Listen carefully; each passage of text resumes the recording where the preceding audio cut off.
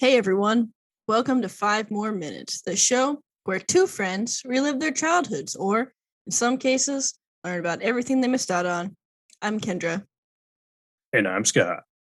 I don't like that my microphone thing is in the eye of the beholder. Oh, It's gotta kind of move it out of his eye. yeah. Come back over here. Yeah, it's kind of tripping me out. Anyways, I do have a joke because after I bid on something in that Washington High Bid website, they send me Mm-hmm. like text notifications now, and each one has like a corny dad joke. And I just got one like an hour ago. Oh, You ready? I'm ready. Where do pencils go on vacation? I don't know. Pennsylvania. The tourist destination. Mm-hmm. And they have Nice. a really big Hello Kitty play doll in their auction right now. Hey, that's kind of creepy looking. I know it kind of reminds me of the boy. Oh yeah. Get that, set it up in your corner. Hell yeah. Huh. Man, this is not related to anything, but yesterday I had to go out to a council meeting in the middle of nowhere, Mm-hmm. and I took a company car, and there were 3 radio stations that you can get out there, Mm-hmm. and all of them were Jesus. I mean, that's Dude, what happens when you're in Idaho. I tuned into this radio station, and it was like a guy. It was like a very, I mean, he had to be a black guy. There's no way you could have done it with that much soul if you weren't a black guy. But he was like, the Olympus gymnastic girl who like performed when her ankle was like totally messed up and did like the last thing. He Uh-huh. was running us through a scenario in which he was relating that whole thing to Jesus, but it was just hilarious because he was like, and the coach told her, "Don't look at your leg, look at me, look at me." And then he was like, "You're gonna get up there and you're gonna do it one more time. You can do it." And that was what I was listening to right before I went to a You don't council. have like a aux cable or something? I probably do, but I didn't have one with me, Jesus. and I Literally. couldn't figure out how to do. I've hooked the Bluetooth to that car before, but it would just not work that time. So Hmm. I was high and dry. Well, I spent 5 days watching the CrossFit games, and now I'm determined to save up money and go there next year. Nice. It's the first time I've watched it in like 3 years, really, probably. And I forgot how much I wanted to go watch. Hmm. Yesterday, we did this workout called the CrossFit Total, and it's 40 minutes to do a 1 rep max back squat, strict press, and deadlift. And I didn't really improve, but I've been doing CrossFit inconsistently, and my maxes are 4 years old. So I felt at least good about the fact that I hit all of my maxes from before, since I've been so That's true. inconsistent. And I did PR my squat by 5 pounds, but my hip has really been bothering me. Like I feel like I might actually have to go to a doctor. Like Hmm. I'm wondering if I have another inflamed bursa because the pain feels really similar to when my shoulder was really bothering me. Yeah. Um, and it feels like not fluid. I have really bad mobility on that leg. So I don't know. I did like 30 minutes of stretches today and I just had like a dull ache. But That's also, no good. strict presses, I just can't do them. Like my bench press has improved a little bit from doing all the high reps with the low weight, but I don't Yeah. have this mobility in my shoulder. And so at like 65 pounds, I got this. I hate when I get this. And then I added fives on and I couldn't even like push it off of me. Like it was just Nice. like I got like 2 inches and my coach was like, yeah, that happens to me too. I was like, all right, well, you're in really good shape and 10 years older than me and it happens to you. So I guess I don't feel that bad. Yeah, there you go. Yeah. But like, I hit 275 on my deadlift. I tried 280, but it didn't work. And when I tried 210 on my back squat, I had to bail out at the bottom. Oh, nice. Just Yeah. run and gun. Kinda. I Boom. was like at the bottom of my squat and I just like tossed it backwards and fell forward on my knees. Hmm. It's always exciting. Yeah. Anyways, that was exciting. Woo. Since I was Yeah. really sore today, I just did a workout at home, but Yeah. Get a little rest in. I think I need to figure out because I was not going to CrossFit before summer got out because I was having trouble waking up early, and I'm gonna have to start doing that again soon. The school season is upon us. Yeah. I just want Sucks, to bro. not. Well, yeah. If I could just like not work too, that would be Well, be I great. mean, if I could just like find a job where I could work from home and have minimal contact with people, I think I'd be fine with that. Right. I mean, I like teaching. I just don't want to go to work. Yeah. I get that. Yeah. So, are you going to be able to like type after you have your surgery? Yeah, with my left hand. You're already not very good at typing, so. Yeah, I mean, I'm pretty good at typing for the method that I use. That's true. Yeah. Yeah. And I'm not a bad one-handed typer. I mean, I've seen worse. So they probably didn't teach you how to type right in Idaho since they had you play dodgeball with yarn. I remember being in a computer class, but I don't remember them ever teaching us typing. Yeah. So I don't know. I mean, my typing speed is like 92 words per minute, so I might just be crazy. My students didn't believe me, so I pulled up a typing tester in class and showed them on the screen. Oh, yeah. Nice. Yeah. Yeah, mine's probably abysmal. I don't know. Probably like 40 if I'm lucky. That's probably still good compared to like boomers. Well, yeah. The one finger. Yeah. And now that I'm actually playing games on PC, I have to like learn all the buttons. So yeah, that's that one time I tried to play Call of Duty on Ian's computer, I was just like, I can't do this. And it was also so fast that I was like, no. No. Yeah, it's a whole new world. I've never really done any PC gaming. Also, I still can't believe that he brought his whole freaking PC to your house that weekend. Oh, yeah. Like, well, who does that? When we went over to Cheyenne's parents' place for 4th of July, Sawyer also brought his whole PC. Yeah, I heard his whole tower and everything. Like, so I guess it's just a thing they do. You can't go like 3 days without your PC. Like, what? No, can't do it. I don't know, man. All right, well, is that Olympic athlete Carrie Strug? Yes, because he kept saying Carrie and I couldn't remember her last name. I just typed in Olympic athlete broken ankle. Yeah. And it was in 1996? Yeah, the footage, I remember seeing the footage a long time ago, but that's still very famous. We were like 5. Yeah. Way back.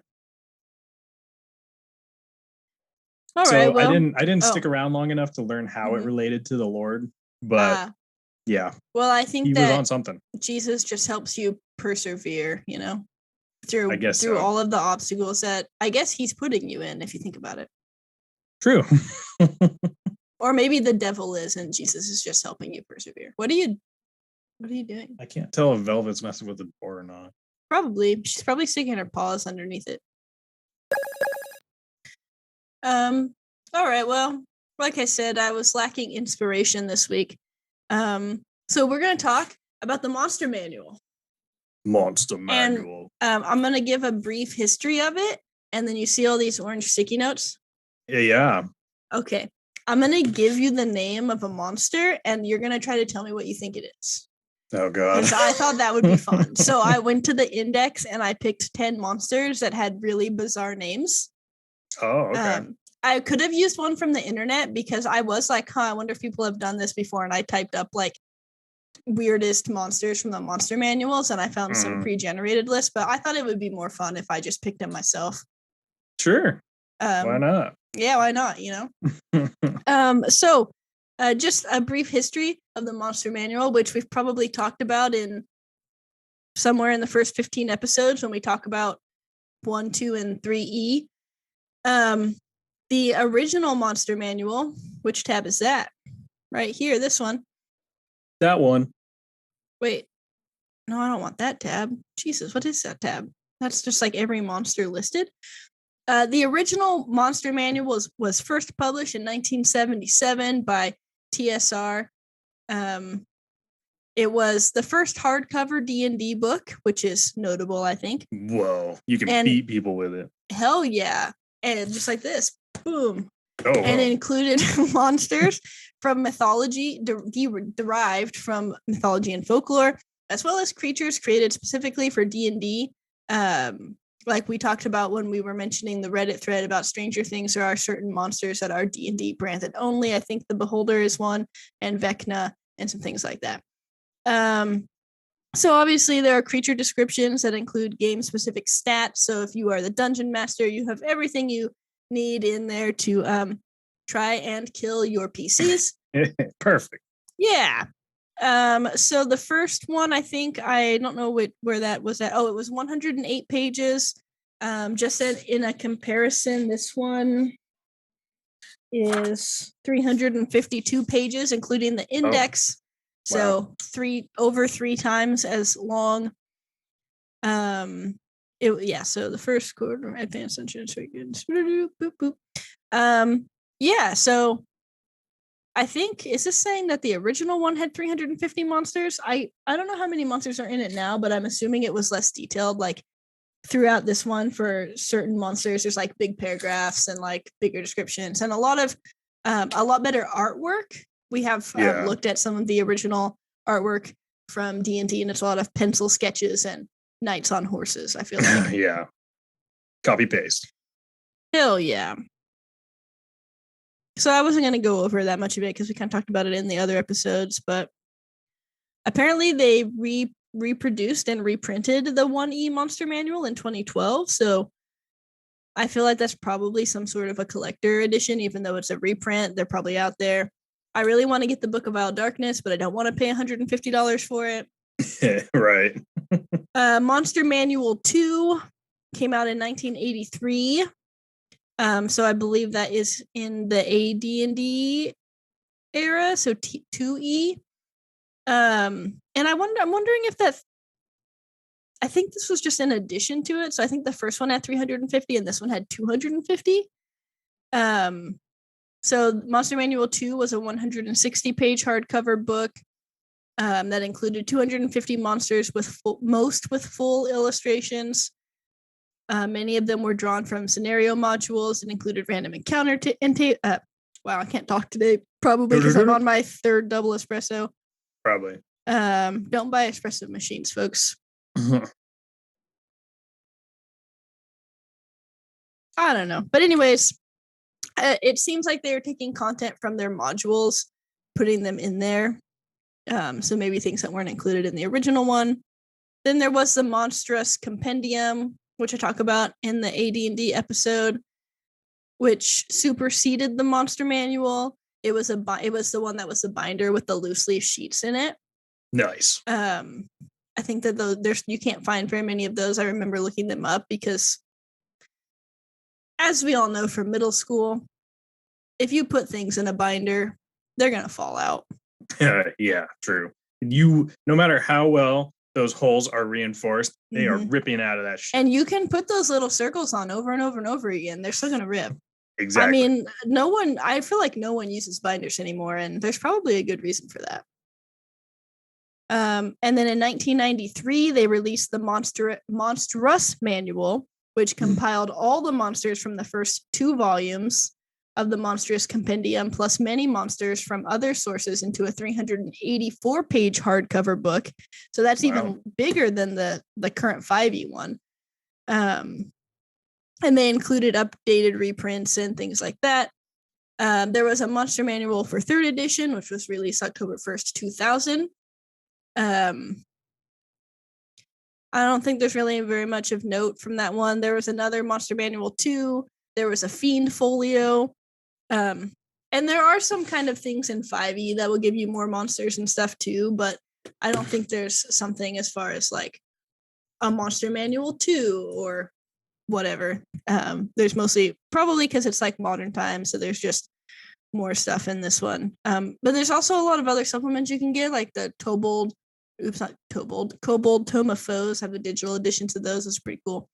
Wow. Anyways, there was a Monster Manual 5. There were 5 monster manuals in 3.5e. Jeez. So you had the 3rd edition Monster Manual, and then when 3.5e came out, they did a second one, and then they did Monster Manual 3, Monster Manual 4, Special Edition Monster Manual, and then Monster Manual 5. They were just cranking out monsters. Yeah, and there's not that much of a description of those. So I don't know how big they were. One of them had layers and things like that in it, so there was like a lot more cool stuff. Fourth edition, which a lot of people didn't like, only has one. But no, it has two, and it has a monster vault. And then you've got 5e, which is where we are now. And people are wondering if there's going to be another one because it's been 8 years, and then everyone thinks that since it's just now gaining so much popularity, they're probably not going to change it up right when people are starting to play. Oh, yeah, I guess that makes sense. Yeah. Anyway, so that's a brief overview of the life of the Monster Manual, I guess. The Monster Mash. Yeah. There are some other things. I think that some of these expansions, like Xanathar's Guide and Tasha's Cauldron, might have monsters in them. I'm not sure, but there's Mordekainen Presents Monsters of the Multiverse, which has over 250 monsters and 30 playable races. There's Volo's Guide to Monsters, which has other monsters in it, obviously. And then there's Mordekainen's Tome of Foes. Tome of Foes? Tome of Foes. Tome of Foes. Yeah. I see. Hell you yeah. said like the Kobold Tome of Foes earlier, and I was like, what the hell does that mean? Yeah. Kobold Press has some good stuff. They also have a website where you can say how many PCs you have, and it'll simulate, because you don't want to like overpower it. So you can put in like how many 1/4 monsters you want, 1/2 or whatever. It'll try to help you balance your fights, basically. Yeah. Yeah. Monsters of the Multiverse. It just reminds me that I need to watch the Doctor Strange movie. Oh, yeah, true. Yeah. Multiverse. And I think I heard negative things about this. It just came out in January of 2022 as like a boxed set. And I feel like people didn't like it, but I never really like looked up a lot about why. It says it has a bestiary of 268 monsters. Bestiary. Hell yeah. I don't know. It says it's in the top 25. That doesn't mean top 25 anything. Of what? Hardcover. Wait. Why is it in hardcover nonfiction? It says it was a best-selling books week ending May 21st. Monsters of the Multiverse was number 2 in hardcover nonfiction, was 23,889 units sold. Is it nonfiction because it's for a game that's real? Oh, I guess maybe. It seems weird though when you think about how much like lore is in the world of D&D. Yeah. Anyways, so yeah, that's kind of the overview. I'm just kind of scrolling through the list of creatures in the very first monster manual, or no, wait, is this the very first one? Yeah.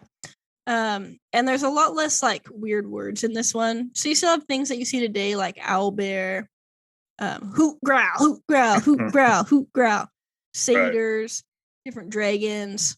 But there's a lot more just like animals rather than kind of like weird demonic creatures in the like original one. And elves are listed as a monster, I guess, in the first one. Centipede, a giant centipede, a cerebral parasite. Well, a lot of stuff. All right. Anyway, so the game I wanted to play, I don't know if you can really call it a game, but I just thought, I'd pick 10 weird words, try my best to pronounce it correctly. Right. And then I don't know if I'm going to just like show you on the screen what it looks like or what when we're done, but then I was also going to read the description because I've never really just looked at the index before. And when I've flipped through it, I've been looking for like specific things.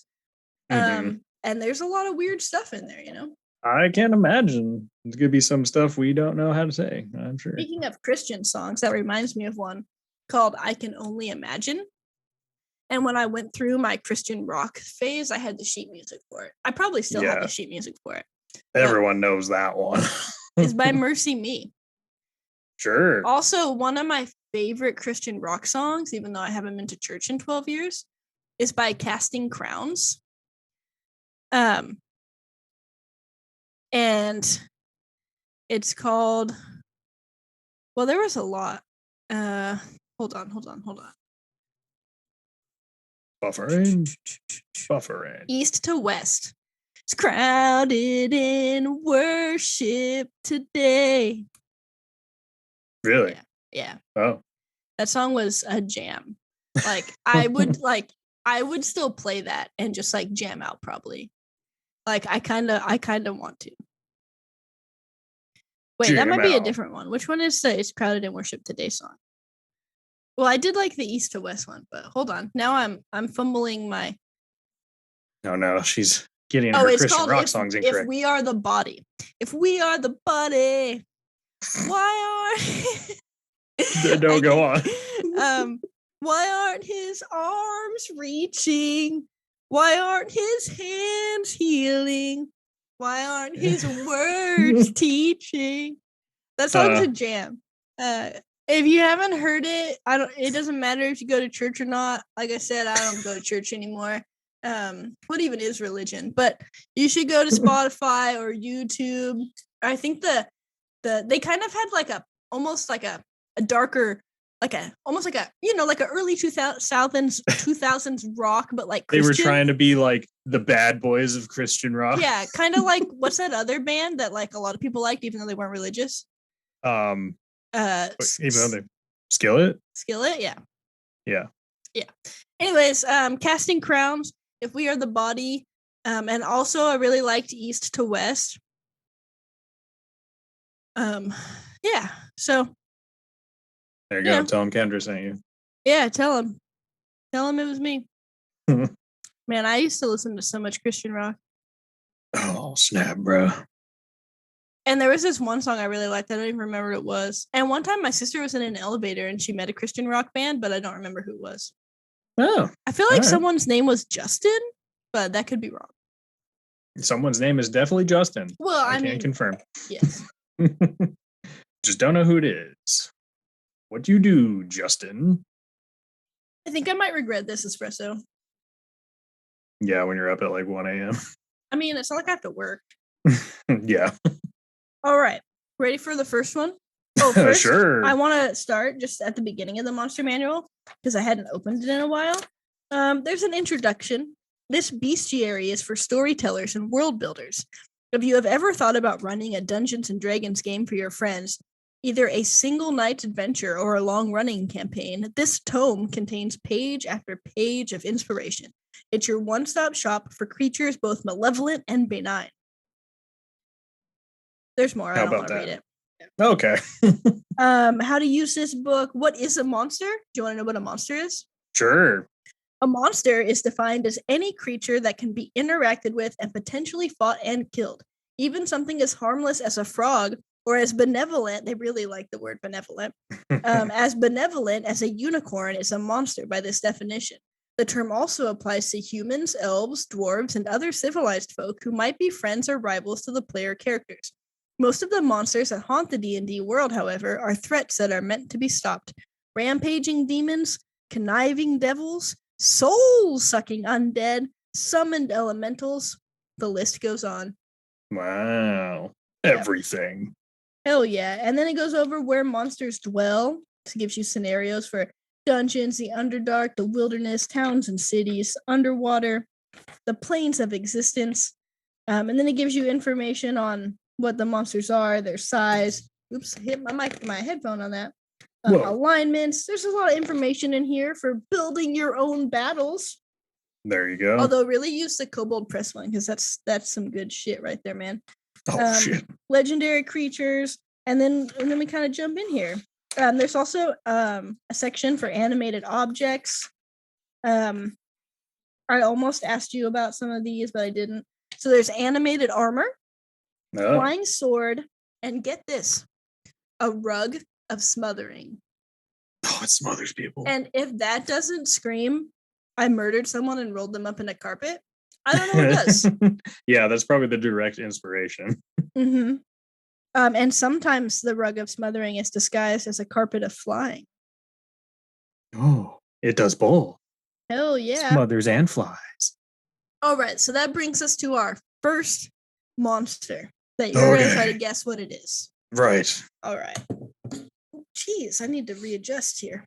Okay. Be careful. Ankheg. A what? Ankheg. Ankheg. Ankheg. That is a directly tapped keg of Anheuser-Busch beer that wants to kill you. Wow, I think I'd like that better. But here's this guy. It's like a mantis, kinda. Okay. Yeah. It says it's an ankeg. That's so hard to say too. Yeah. Like say that 5 times fast. Ankeg. Like I can't do it, you know. You can't even get to 3. An ankeg resembles an enormous, many-legged insect. Its long antenna twitching in response to any movement around it. Its legs end in sharp hooks adapted for burrowing and grasping its prey, and its powerful mandibles can snap a small tree in half. Wow. Yeah, so this is a large monstrosity. So that's pretty big. Most like humans are medium-sized creatures, so large as like an elephant? How large are we talking? I've never thought about it that way. How big is a D&D large monstrosity? Because I'm sure it's that thing's probably not the size of a dragon. It says height or length 8 feet to 16 feet. Oh, okay. So, kind of. Yeah. All right. It has a bite action and an acid spray, so that's exciting. But it looks kind of gross. And it's got like it looks like very spiky. Like you wouldn't want to. Like I could just imagine that kind of being like latched onto a tree and then just like stopping to rest on the tree and then just like acid spray, you know? And just like, no, not the acid. It says it's a lurker in the earth, a bane of field and forest, and it burrows in earthen tunnels. All right. Wow. Yeah. So the ankeg, everyone. Use that in your next sesh. There you go. Horde of ankeg. The next thing, a boulette. Bullette. Is that just a petite female ghost? A petite female what? Ghost? Yeah. No. Boulette, get it? It kind of reminded me of the Boulette brothers, honestly. Ah. What the heck is that? It's this one. Oh. Okay. It's like a little sand like lizard. Yeah, it kind of almost has like a turtle mouth, but then it has like, I don't know, weird claws. Also, bullywug. Nice. All right, so the boulette is a massive predator that terrorizes any lands it inhabits, also called a land shark. And it does. I know you didn't really watch The Flash, but it reminds me of the guy who becomes a shark. Huh. All right. Just because he had big buff muscles. Also, I'm getting my Flash lore confused because it's been spread out over a long time. Who is the shark guy? King Shark. King Shark. Oh, so just like the main DC universe shark guy. Yeah. Gotcha. I guess most of the like super bad guys in the Flash are probably main DC guys, but they just incorporated into the show, you know? Yeah, for sure. All right. So there's that guy. It lives only to feed. Irascible and rapacious, boulettes fear no other creature, and they attack with no regard for superior numbers or strength. So they're not very smart. Their intelligence is a -4. Oh. Yeah. But they do have a +4 to strength and a +5 to con, so kind of hard to kill. Yeah, I guess so. Jeez. They have a bite and a deadly leap action. If the boulette jumps at least 15 feet as part of its movement, it can then use this action to land on its feet in a space that contains one or more other creatures. Each of those creatures must succeed on a DC 16 strength or dexterity saving throw or be knocked prone and take 3d6 + 4 bludgeoning damage plus 3d6 + 4 slashing damage. That sounds like a lot of damage. Yeah. I mean, he's a big fella. This also digs tunnels through the earth when it hunts. It's a wandering monster. ranging across temperate lands, feeding on any animals and humanoids it comes across, but it dislikes the taste of dwarven and elvish flesh. Huh? Racist. But they often kill them before realizing what they are. Yeah. It roams a hunting territory of 30 miles wide. Its sole criterion for territory is availability of food. And when it has eaten everything in an area, it moves on. Wow. Devastation. All creatures shun them. They're hated by all. It also says, some sages believe the boulette is the result of a mad wizard's experiments at crossbreeding snapping turtles and armadillos with infusions of demon ichor. Boulettes have been thought to be extinct at different times, but after years without a sighting, the creatures inevitably reappear. It says that they suspect that they remain in secret nesting grounds when they have children until they become adults. Wow. Just spawning underground. Oh, heck yeah. All right, this one I don't know if I know how to say. Oh boy. Coital. Couatl. Boy. I feel like I've fought in a monster called that in like Final Fantasy or something. Yeah, I'm just gonna go with some kind of like big cat, big magic cat. No, man. This is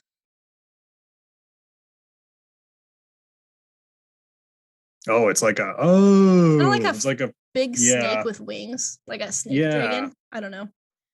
So this is a medium celestial, lawful good creature. Wow. It actually is kind of pretty. I kind of like it. Let's see here. It can spell cast.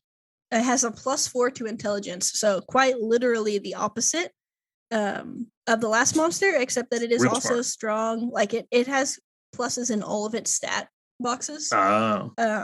So probably because it's lawful good, so it has like, I don't know, Jesus power. Jesus power. Yeah, everyone knows Jesus power. Let's see.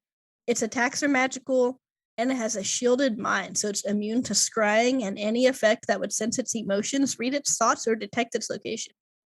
That's convenient. Its actions are bite, constrict, and change shape. It can magically polymorph into a humanoid or beast that has a challenge rating equal to or less than its own, or back into its true form. It reverts to its true form if it dies. Any equipment it is wearing or carrying is absorbed or borne by the new form. It retains its same statistics and ability to speak, but everything else, so its armor class, movement, strength, and dexterity, are replaced by those of the new form. So that's kind of cool. It speaks all languages, and it has telepathy to 120 feet. Oh, wow. They can do it all, I guess. Yeah, it also has true sight, so. True sight. It always knows. This is a pretty intense thing. It's immune to psychic, bludgeoning, piercing, and slashing from non-magical attacks. So you'd have to only attack with magic? Pretty much. So a coital is a benevolent serpentine being of great intellect and insight. Their brilliantly colored wings and gentle manner speak to their celestial origins. They're divine caretakers, created as guardians and caretakers by a benevolent god not worshipped since the dawn of time, and which is forgotten now by all but the coitals themselves. I don't like saying that, but I don't know how else to say it. They're truth tellers. They can't lie, but it can withhold information.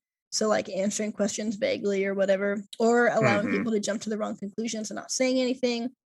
And it's ancient and few. They can live for ages without sustenance, even surviving without air, but they can die of disease or the passage of time. It can sense its end up to a century beforehand, but has no insight. All right. That's kind of depressing, honestly. Just knows it's coming. Yeah. It says the mating ritual is beautiful and elaborate dance of magic and light, which results in a gem-like egg from which a new coital hatches. Wow. Hell yeah. All right. Monster number 4. A Nalfeshni. Gesundheit.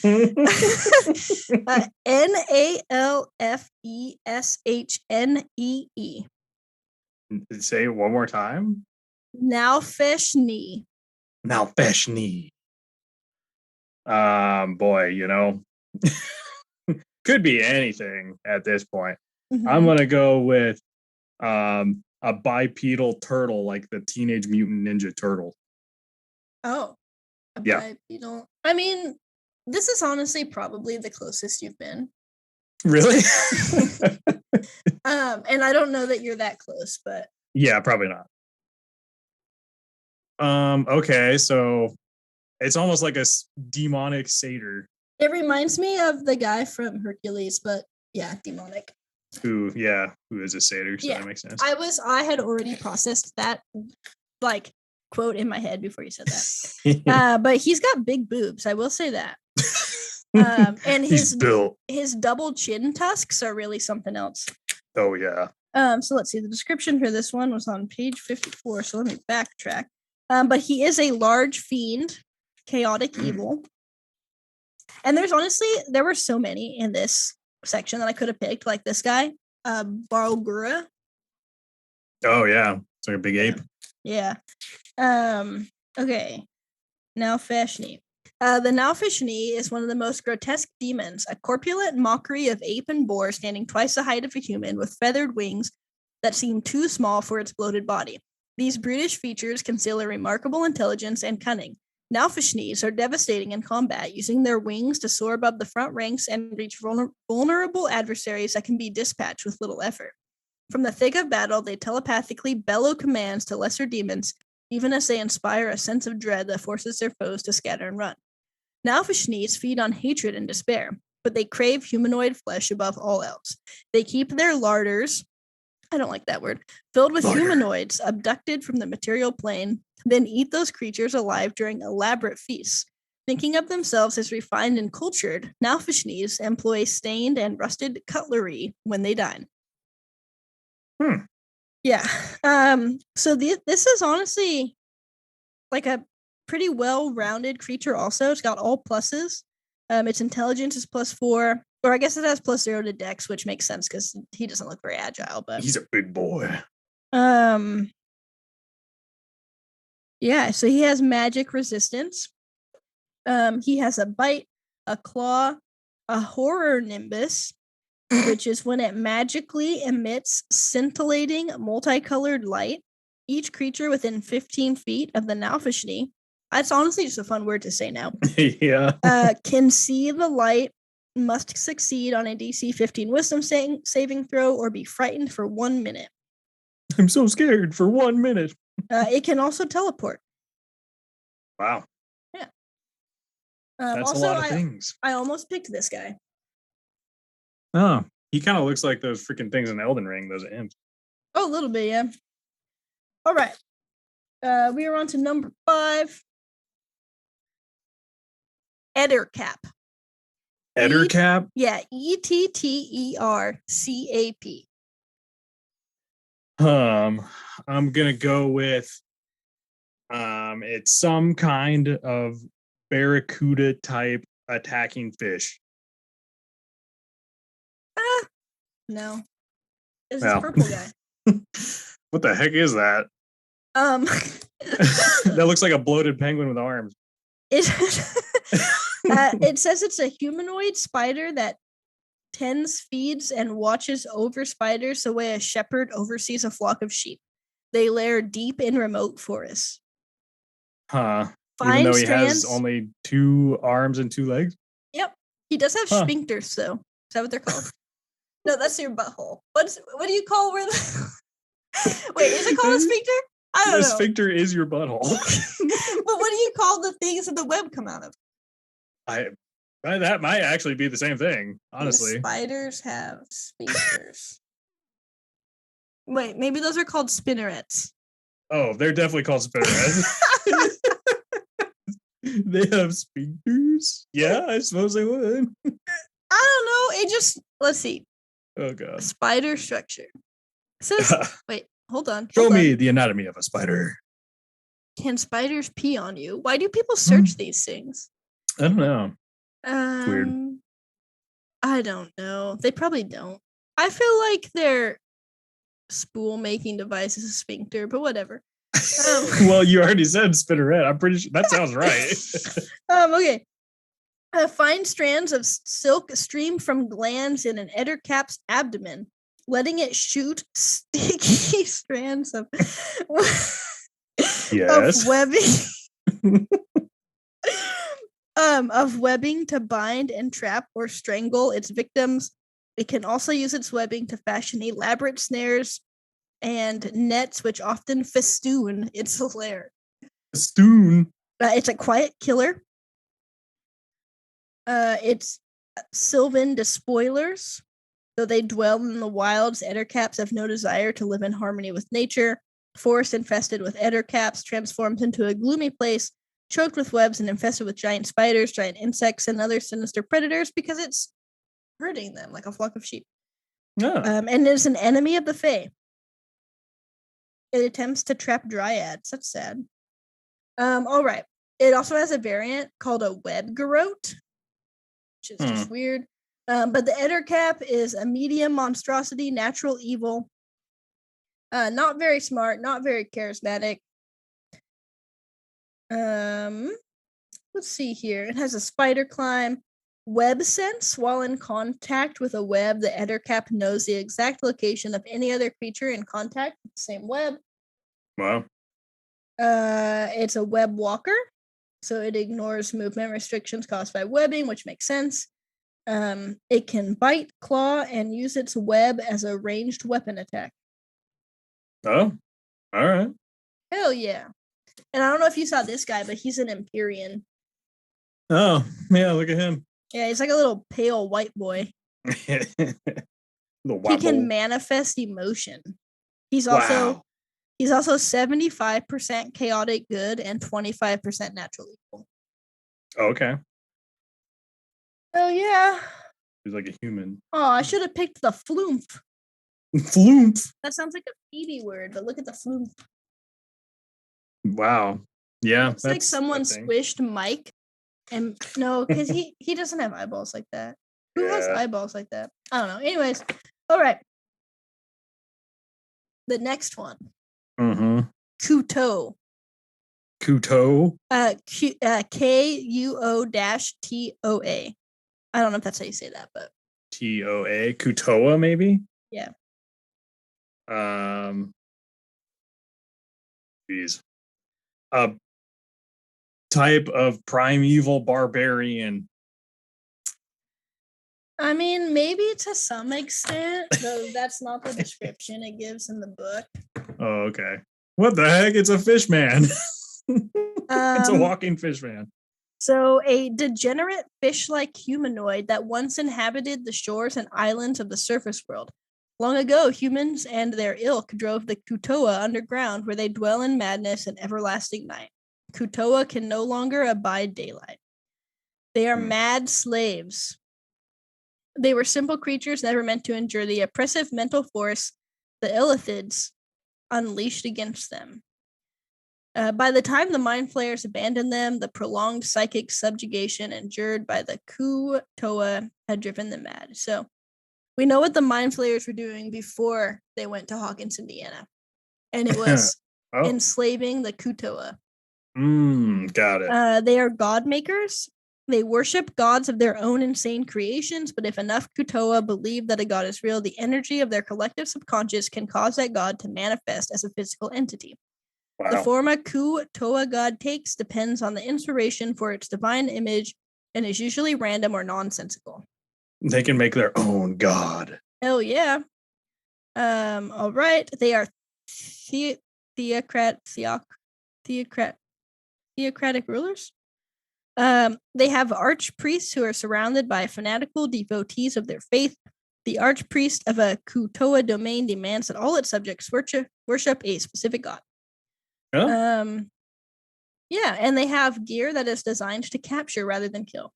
So they are a medium humanoid, neutral evil.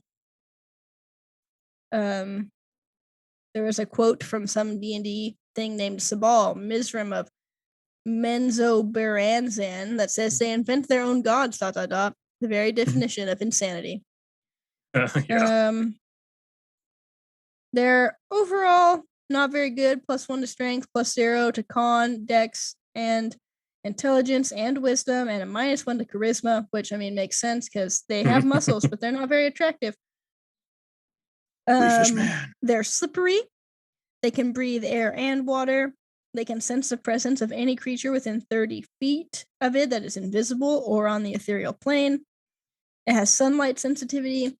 It can bite, spear you, or net you. And it has a reaction of a sticky shield. Sticky shield. Hell yeah. I like the sound of that. Yeah, it sounds weird. Kind of just like the spider thingy with its shooting sticky webs. Right, with its sphincter. Okay, here's another one that I don't really know how to say. Otyugh. Otyugh? Otyugh. Otyugh. Mm-hmm. Ooh. It's some kind of blind, wandering mutant bat. No. I don't think any of us are surprised that I'm not getting any of these right. What the heck is that? Also, here's an owlbear. Hoop growl, hoop growl, hoop Oh, growl. wow. Yeah, sure is. Yeah, he's got little eyes in his, like, tentacle thingies. Yeah, that's strange. Yeah. I don't even know how to describe that thing. No, he's, I'll just read the description. He's a large aberration. An Otyugh is a grotesque, bulbous creature borne along on 3 sturdy legs. Its eyes and nose set along a vine-like stalk that snakes from the top of its bloated body. 2 rubbery tentacles end in spiky, leaf-like appendages that the Otyugh uses to shovel food into its gaping maw. An Otyugh buries itself under mounds of offal and carrion, leaving only its sensory stalk exposed. When an edible creature happens by, the Otyugh's tentacles erupt from the filth and grab hold of it. They make the most of any opportunity to ambush and devour prey. They use a limited form of telepathy to urge sentient creatures toward their lairs, sometimes by pretending to be something else. They tolerate bright light only when considering things within reach. They dwell in stagnant swamps, scum-filled ponds, and damp forest dells. Just all the the scent cool of places. Graveyards, city sewers, village middens, and manure-filled animal pens attract them to civilized areas. Ooh.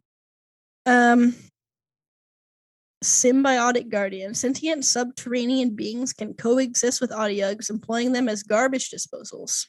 With such plentiful sustenance, Otyughs grow fat in their wallows, unmoved by any other drive or desire. Just keep one as pet. More than one trained Otyugh has eaten its keeper after devouring all the waste in its wallow. Got a little too big for its britches. Oh, yeah. It can bite you, tentacle you, or tentacle slam you. Oh, tentacle slam. You gotta watch out for those. Yeah. Ooh. Some people might be into that, though. It might be. All right. Next up, Stirge. Stirge.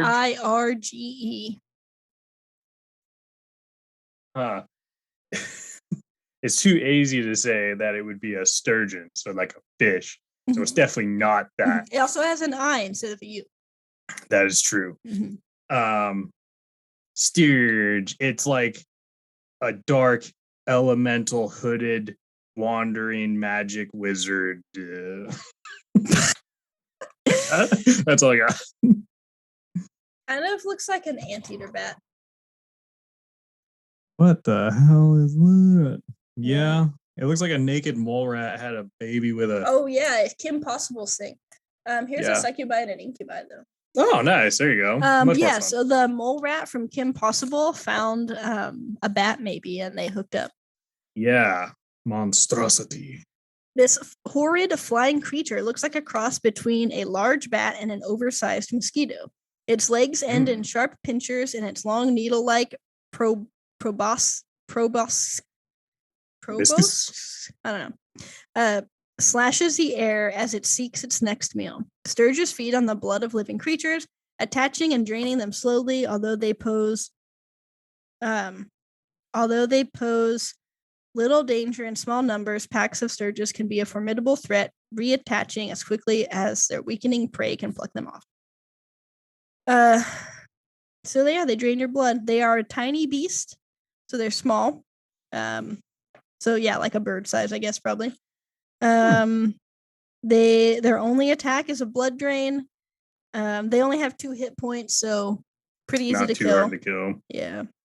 They are only a challenge rating of 1/8, so they're little guys. Whoa. All right, we've got 2 left here. Yeah. Hell yeah. All right. Oh boy. 3 Kreen. Th- 3 Kreen. THRI-KREEN. 3 Kreen. That's that one thing that you put in your pre-workout to get like real swole. It's the fantasy creatine for sure. Yeah, exactly. Okay, I feel like this could be in like A Bug's Life or the movie Ants or something. So it must be some kind of, oh yeah, it's like a weird grasshopper bug something. Yeah. It is a medium humanoid, so it's kind of like normal person size, but it wanders the deserts and savannas of the world, avoiding all other races. But it's kind of like I don't know if that's his natural bug protector parts are very sturdy looking, kind of like if Iron Man and Ant-Man had a kid. It's almost like a giant crab armor is what it looks like. Yeah, It's there's like not really a crab description sections. of how this one looks, which is sad because I don't really know how else to describe it. But Yeah. it does look like it has a throwing star in its hand, though. Ninja.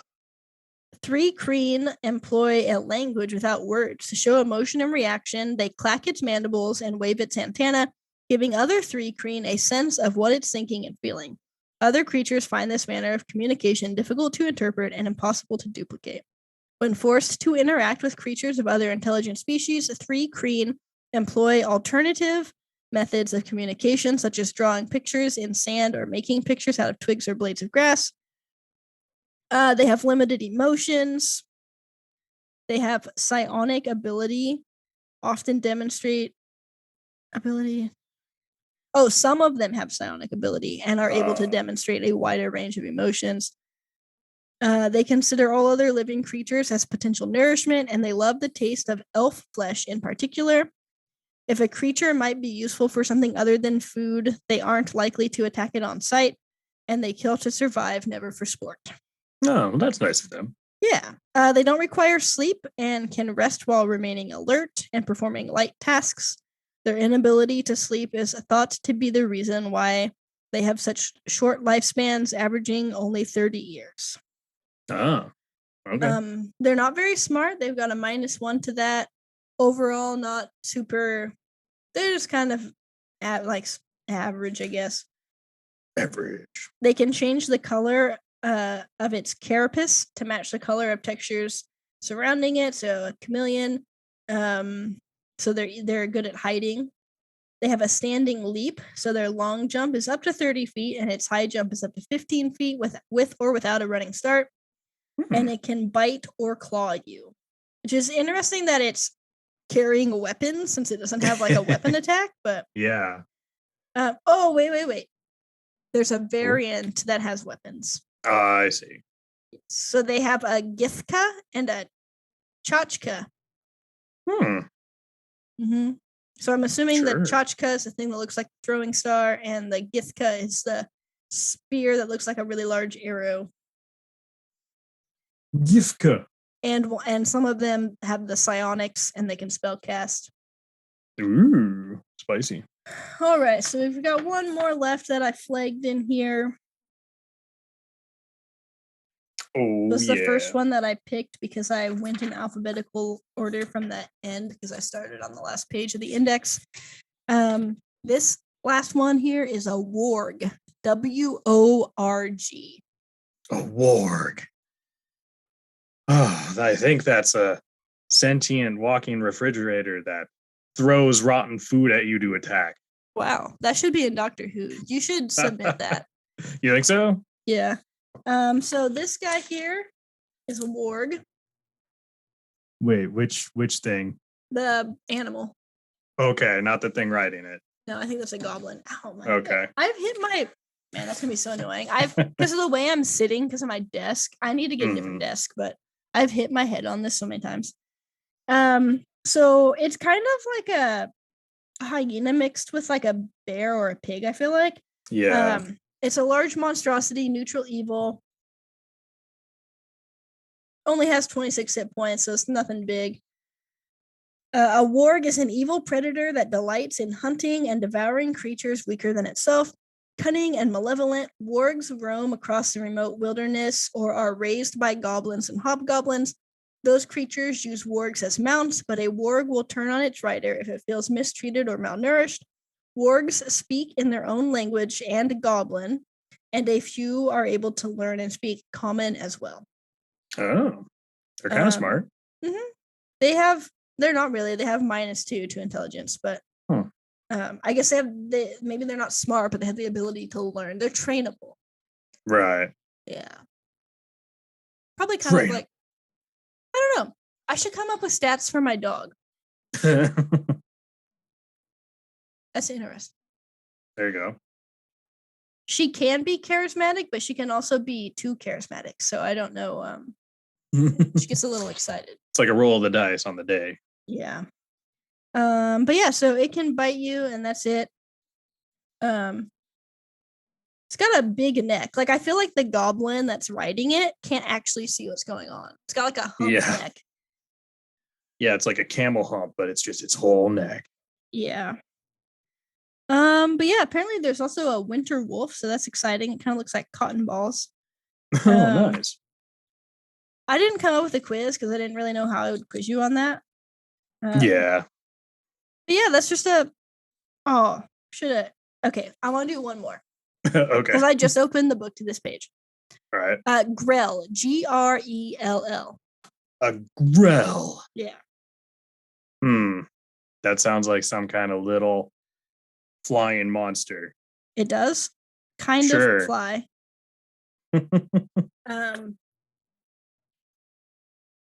What? Oh. A floating brain with a beak. Ugh. That's weird. Yeah. So it says it resembles a bulbous floating brain with a wide, sharp beak.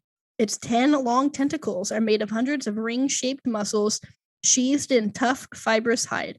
Sharp barbs line the tip each tentacle. Typo! The tip of each tentacle and inject paralytic venom. The grell can partially retract its barbs into its tentacles to handle or manipulate objects it doesn't want to pierce or tear.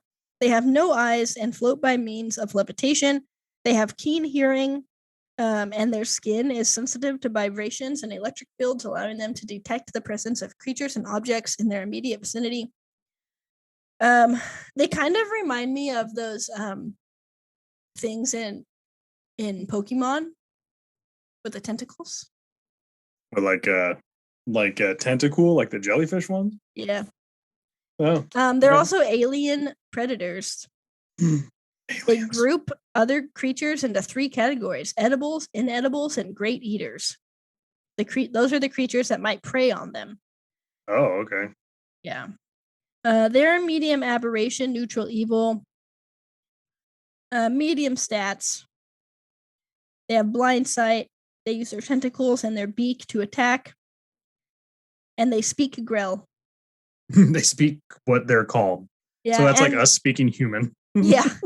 There's a small blurb here. Our intrepid rogue climbed up the shaft to secure a rope. Whoa. There was a gasp, and the rope fell. We never saw her again. An adventurous account of a grell attack in Khyber, published in the Korenberg Chronicle. Oh, okay. Anyway, so what do you think about that brief glimpse into the monster manual? There's some real interesting monsters in there for sure. Oh, hell yeah. Yeah, I don't know if there would be any in there that you would be able to just guess by its name only. Well, I mean, there's obvious ones like the owlbear. I'm not counting those. Oh, and like a red dragon. Yeah, exactly. It's like, oh, it's a dragon. Or lizard men or whatever, goblins, but yeah, some of those other things, I don't know how you would ever get. You know what an Eric Crocra is? Isn't that the bird person that you campaigned as or something?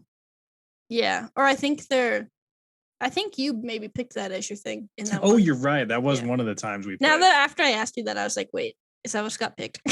Yeah, I remember that name. Yeah. So, but if you would have told me that without me knowing, yeah, no idea. I thought that would be kind of fun to do, just because, you know, it's a little different than normal, and it's humor. Maybe we're a comedy podcast. I don't know. Yeah, maybe we are. We just haven't found our stride yet. You know. We really haven't found our stride yet. We're comedians. Not really, though. Hey, I say things that are funny sometimes. Sometimes. True. Mm-hmm. I guess we can wrap it up. I said this was going to be fast, and it took the same amount of time as normal. Normal podcast way. Do you have anything to plug or discuss or to share with, our 15 listeners who aren't us or whatever? 15? Wow. That's a huge crowd. I mean, we get more downloads than that, but some of them are us, so. Yeah, for sure. Not really. Not really anything new. No. That's kind of boring, but I've just been kind of listening to the same stuff, doing the same things, Well, Scott, you need to get a life. Yeah, I do. But anyways, I'm gonna plug my dice shop. I did sell like 5 sets over the weekend, but there's still several things in there. They're 40% off. If you're interested in making dice, I have some masters you can order in blue, clear blue, or translucent. And I had to order more of this color because I printed all of those things and I used like the whole bottle. I like went to like dump more in and I was like, oh, this is gone already. Yeah. But then I was like, well, I printed like 30 star fruits and then like 5 that failed. So I guess I really went through like a lot of that. But you can find my shop at bit.ly/bowdice. And you can order some stuff. And it'd be great. I just ordered some more shipping materials today because I was almost out. And I was going to spend all summer making dice and then I haven't. But oops. I lost steam when no one purchased my things because the Instagram algorithm hates me. Like my interactions are down 80%. I had 1/3 as many followers and I would post a picture and I'd get 600 likes. And now I have 4,500 followers and I post a picture and I maybe get 50 likes. That's like 1%. That's less than 1% of my followers. Instagram, you don't have to be TikTok. Like figure it out, man. Also, like Vine crashed and burned so hard and now everyone wants to watch short videos. I mean, obviously Vine's for like 6 seconds, but it's like the same idea, I don't know. Anyways, bit.ly/bowshop. And you can send us an email. You're right, bow dice, because everything else I tried was taken. You can send us an email to 5FIVE more minutes@gmail.com with topic suggestions, feedback. Send your resume. I don't care. Just send us something. You can find our website at bit.ly/5mmPod. Also, I meant to post a bunch of blog posts over the summer, but I just haven't been doing any of that because it's my summer break, so whatever. You can find us on our socials at 5mmPod, and you can like and subscribe and download our episodes on most podcasting platforms, like almost all of them. Please download our episodes. Leave us a 5-star rating and a review. Maybe we should actually talk about doing some sort of a competition for that. And share us with your friends and family, your friends who are your family and your friends who are more like family than your family is. Oh. When I slow down and think about it, I can't do it. I have to like say it fast. And I'm not drunk. I'm amazing. Forgot I had this shirt. So Walker Hayes. Make good choices. Bye.